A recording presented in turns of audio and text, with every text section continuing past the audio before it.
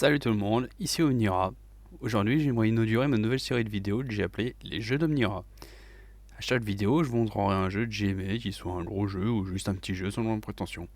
Pour cette première édition, j'aimerais vous parler de Roadjack 21, un jeu de Blackjack roguelike que j'ai découvert complètement au pif sur Steam et que j'ai bien aimé. Partie 1, présentation du jeu. Donc, comme dit précédemment, le jeu est un roguelike de Blackjack. Mais dans un premier temps, qu'est-ce qu'un roguelike? Petite définition rapide.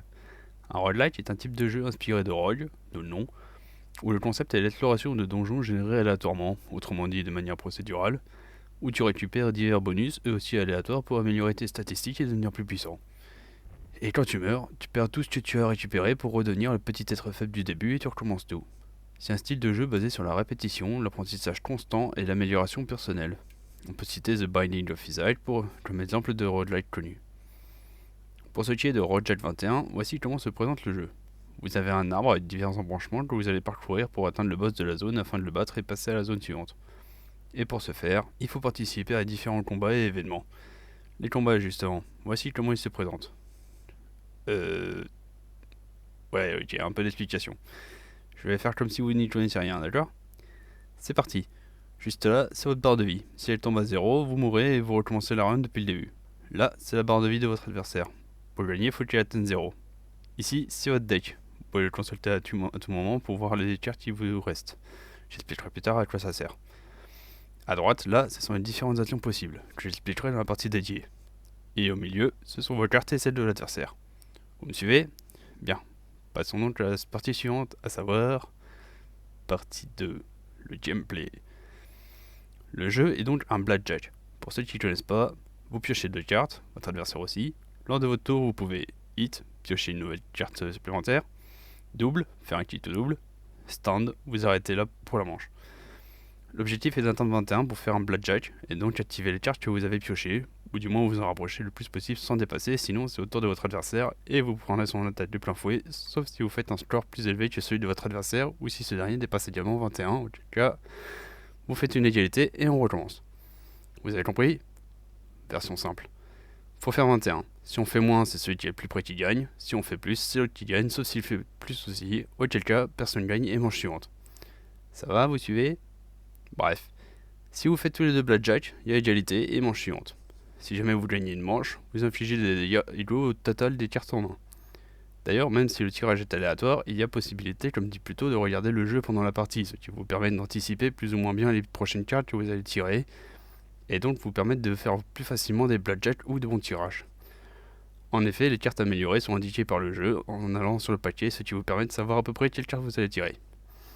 Une fois le combat gagné, vous gagnez des jetons et une nouvelle carte au choix parmi 3, et vous allez directement à la boutique du jeu. Dans cette dernière, vous avez plusieurs options de disponibles, à savoir des amulettes générées aléatoirement aux effets divers avec la possibilité de faire une relance contre 5 jetons, un composant aléatoire aussi avec divers effets, et 2 boosters de cartes, un d'amélioration et un de cartes normales ou améliorées. Sachant que les boosters peuvent également être améliorés et donc proposer plus de cartes, encore une fois de manière aléatoire. Parlons maintenant des cartes justement. Ce sont les classiques cœur, trèfle, carreau et pique, mais avec une petite subtilité, à savoir, chaque carte a ce qu'on appelle un effet blackjack. C'est un effet qui s'active uniquement en cas de blackjack et permet diverses choses. Pique augmente les dégâts infligés, cœur vous soigne, carreau vole des jetons à l'adversaire, trèfle augmente votre chance. Sachez qu'il existe d'autres manières d'activer les effets blackjack, mais vous les découvrirez en jeu. Il existe aussi d'autres petites subtilités, mais je vous laisse la surprise. Voilà pour le gameplay. On peut passer à la partie suivante, à savoir partie 3, les points positifs. Déjà, graphiquement, comme vous pouvez le voir, c'est beau et fluide. L'interface est très lisible et pas surchargée, ce qui permet une lecture très agréable. Ensuite, les effets. Il y a une certaine satisfaction à voir les cartes activées et infliger des dégâts aux adversaires. Pour comparer, on retrouve plus ou moins le même effet qu'avec le jeu Balatro, qui est aussi un jeu de cartes, roguelike. Et pour finir, le gameplay addictif. Comme tout bon roguelike, le gameplay est très plaisant et addictif. Une fois une partie finie, qu'elle soit gagnée ou perdue, on n'a qu'une envie, c'est d'en relancer une en espérant récupérer d'autres amulettes, d'autres cartes, affronter d'autres personnes, etc., etc. Enfin bref, vous voyez où je veux en venir. Cependant, le jeu n'est pas exempt de défauts, et c'est ce qu'on va voir dans la partie suivante, à savoir... Partie 4, les points négatifs. Les amulettes. Elles sont diversifiées, mais le problème c'est qu'il y en a certaines que vous risquez de ne jamais prendre parce que trop risquées ou juste pas intéressantes. Ce qui affecte un peu la rejouabilité vu que du coup, vous prenez presque tout le temps les mêmes amulettes et donc avez des parties différentes certes, mais malgré tout très similaires.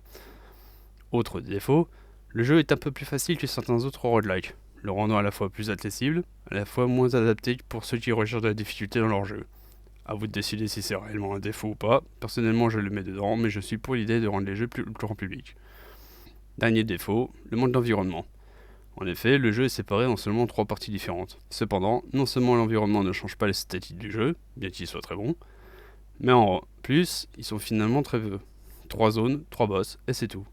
Ce qui fait que le jeu se révèle être très court, ce qui peut également être une qualité, tout dépend du point de vue. Partie 5, conclusion. Le jeu est un bon jeu de cartes roguelike. Il a une bonne rejouabilité via les différents paquets que vous pouvez choisir avant de lancer une partie, et propose différents événements aléatoires que l'on prend plaisir à découvrir. Le jeu est certes très court, mais il est très prenant et addictif, ce qui fait que c'est mon jeu de roguelike de Blackjack préféré. Maintenant, je vous le recommande bien entendu, ce qui fait que vous pouvez soit vous le procurer, soit tester la démo disponible sur Steam pour faire votre propre avis, voire les deux, comme vous voulez. Voilà pour moi, passez une bonne journée, une bonne soirée, à la prochaine, et prenez soin de vous.